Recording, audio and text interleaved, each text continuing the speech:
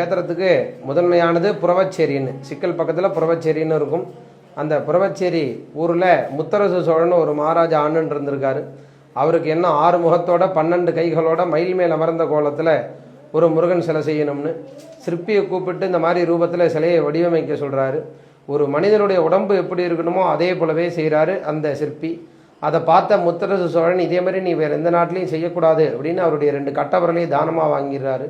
கட்டவர்களே இல்லாமல் மீண்டும் எட்டுக்குடியில் போய் இந்த சிற்பி செய்கிறார். நம்ம தான் இந்த சிலையை செஞ்சோமா அப்படிங்கிற எண்ணத்தில் எட்டுக்குடியில் செஞ்சோடனே அந்த காலத்தில் ஒற்றன் இருப்பான் இல்லையா, ராஜாவுக்கு மறைமு தூதுன்னு பார்த்துட்டு சொல்லிடுறான், நான் சொல்லி மீறி செஞ்சுட்டா அதனால் உன்னுடைய 2 கண்ணியும் எனக்கு தானமாக கொடுத்துருங்கிறாரு. 2 கண்ணியும் தானமாக கொடுத்துட்றாரு. கண்ணும் கட்டவர்களும் இல்லாமலே இருக்கிறப்ப அசரீர் வாக்குறது. அசரீர்னா வானத்திலேருந்து வார்த்தைகள் வர்றது பேர் அசரீர்னு பேர். அந்த அசரியரில் அஷ்டநேத்திரபுரத்தில் போய் நீ முருகன் சிலை செஞ்சால் உனக்கு கண்ணும் கட்டவர்களும் கிடைக்கும்னு அசரியர்.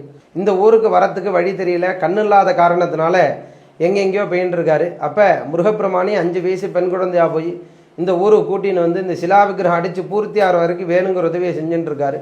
கண்ணு திறக்க போகிற தருணத்தில் எனக்கே கண்ணில் முருகா நான் எப்படி எனக்கு கண் திறப்பேங்கிறது தெரியல அப்படின்னு எண்ணத்தை கண்ணாக வச்சு கண்ணை திறந்து முடித்த உடனே உளி வந்து சுவாமியினுடைய கட்டவரில் பட்டு அதுலேருந்து ரத்தம் பீரிட்டு அவர் கண்ணும் கட்டவர்களும் கிடைச்சதா ஐதீகம்.